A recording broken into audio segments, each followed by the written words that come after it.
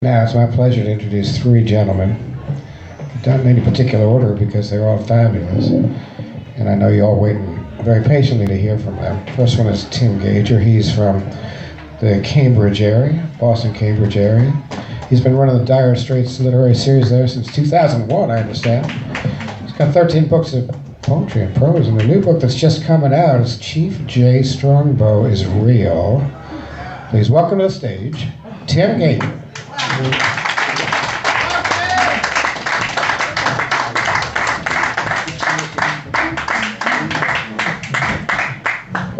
Thank you. It's great to be here. Debate about guns, trucks, McVeigh. This is a pantoon. When guns are outlawed, I will become an outlaw. Fugitive bandits, desperados, crooks. The over-under, it's a semi-automatic conclusion, 604 to 8. Fugitive bandits, desperados, crooks. Compare and carry fatal apples and lethal oranges.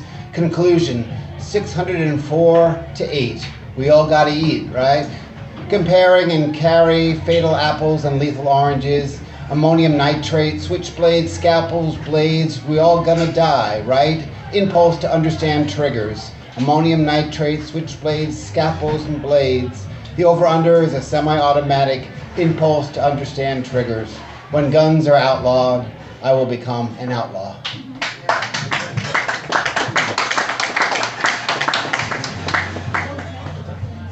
I'm not even going to explain the irony behind the Chief J. Strongbow is Real, so I'll read the poem about it. It's not a wrestling poetry book, by the way. It's about America and what we do to people.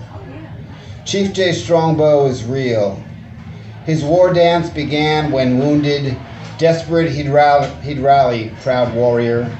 This show is real, damn it. The Native American will make that comeback, always fighting, harder when down. Then full of fish chops, he'd punch handsome Jimmy Valiant. The rival's white hair was bloody and disheveled. Valiant was formerly a partner. As champions, they fought Mr. Fuji and Professor Tori Tanaka, a tag team battle of racism. The bout was over when we enacted the Indian Removal Act, colonial conflict, disease, discrimination, because that was too real, damn it. The money's what it's all about. Value. Last year at Standing Rock, junior wrestler Delaney Lester won the 152-pound weight class in a pin, and no one will remember Delaney. And who was Luke Joseph Scarpa? He was a fake, an actor within the theater of our absurdity. It's all fake. Chief J. Strongbow will beat the white man.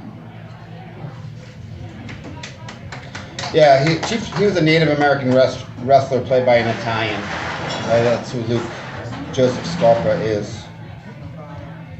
Throw certainty out in the air like a lasso, reflections on Alton Sterling. Hatred is a deafening siren, warnings of a terrible twister. Out there, it's only one, earth, tilled by a machine. We need topsoil, moisture, fertilizer to grow a single weed left bent. Throw questions out in the air like a lasso, shady when the closed rope loosened. It's what we know of the truth.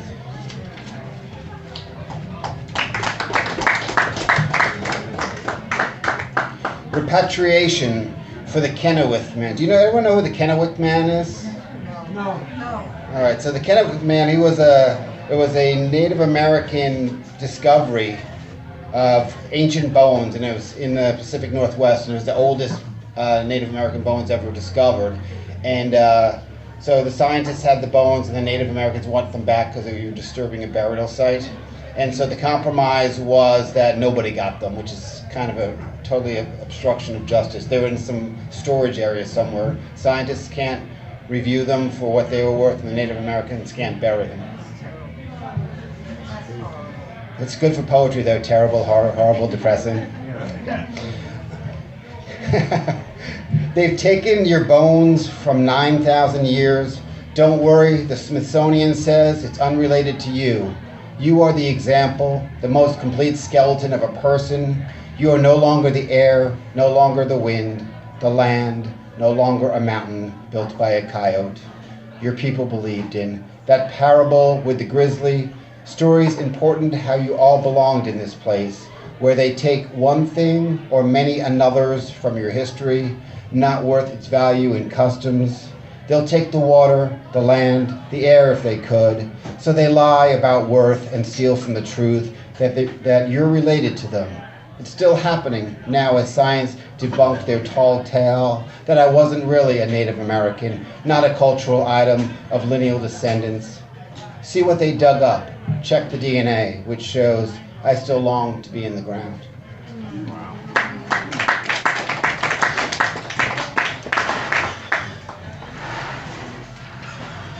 Making American history. Too bad it is what it is. Nothing about what it isn't. Us hiding from facts, sense, compassion, humans can be the worst things we have, cashing in on society's sellout. And so is war, and so is takeover, and so is healthcare, and so is prison, and so is this, and so is that. The way we write history. Nationalistic slant, it's drilled into us. Damn straight, a great sellout, a frackin' disaster. Sometimes we cheat our landowners from their ownership. Money for perdition, the cash is too good, right in our backyard. Sign the contracts, set the tap water on fire. Careful, you might blow it. Note to our forefathers. We still wave the flag with our arms, bearing the fatigue of depletion.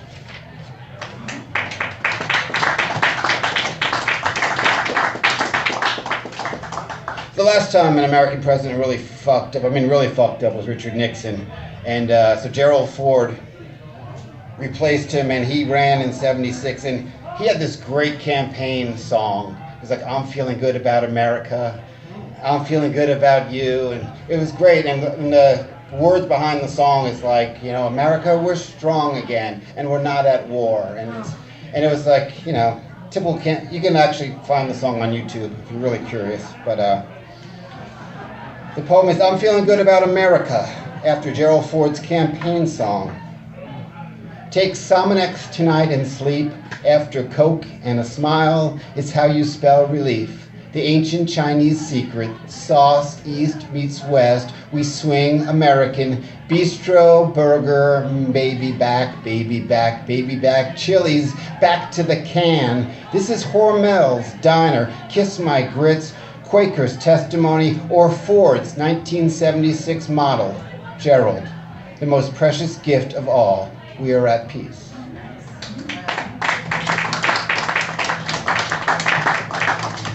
This is a poem about November 8th. Didn't see it before I stepped in it. After my Dodge sat in floodwater, after it miraculously started, after the floorboard dried, the car still smelled of the dog turd I'd stepped in last November. After I drenched it with Febreze, after I sprayed Odargon, after I sneezed for days, after it all, after the afters, after the excuses, after all votes, I pretend this presidency is kind of earthy. After the rain, I am driving this car like a boat.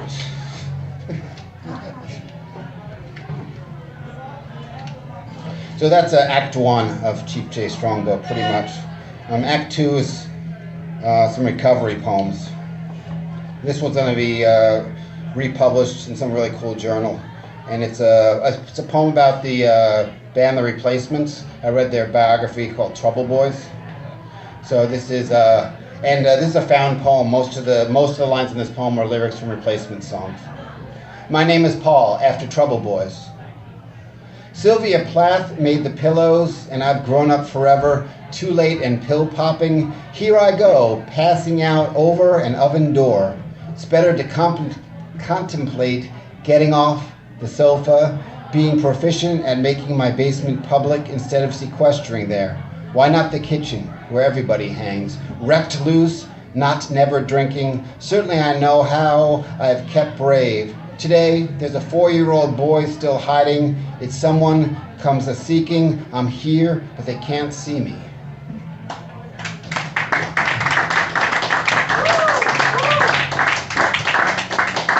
We got time for 2 more, so let's make them good.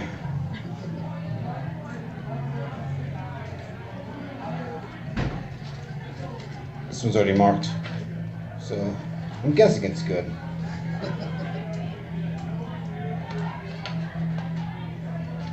Maybe.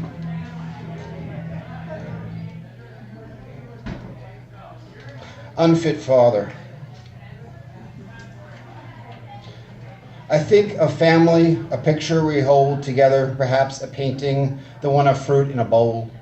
Sometimes when I just stare, I swear I see the soft parts turn bad, the bruises. On the playground, every apparatus brought fearful results. The jungle gym, my throat choked at a bar. A seesaw, comrades leapt off while I sat at the top of a slide, punched all the way down to the bottom. At age 16, 140 pounds, an empty pit, my ribs stuck out like a stepladder, my toothpick arms with bulbous hinges. I think it impossible to fill my stomach, not that we were wanting, just a never-ending, well, to think I was saved by my great escapes. I had come back from those years later when the merry-go-round spun me dry. I woke up late that morning, still no longer a boy, subsisting, living in my head was easy to do, with nothing to do. The smoke you see raging from my ears is just my image in the mirror, made quite a sight of myself. I hoped to be different.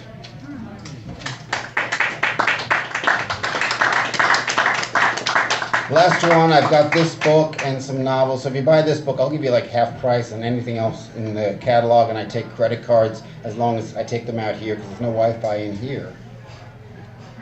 I woke up with a cold, and I took a bunch of Sudafed this morning, and you know what? It's amazing that they, there's no coincidence that they use Sudafed when they make meth, just saying. As long as it's not bronchitis, I had it for 3 weeks. So one real quick one. There's a fly in my soup. True story. Waitress pulls a winged insect out from wonton soup, sifts it between pinching fingers, working as a grinder, producing blackened ash, says, not fly, seasoning. Thank you very much. Dominic Gager takes credit cards.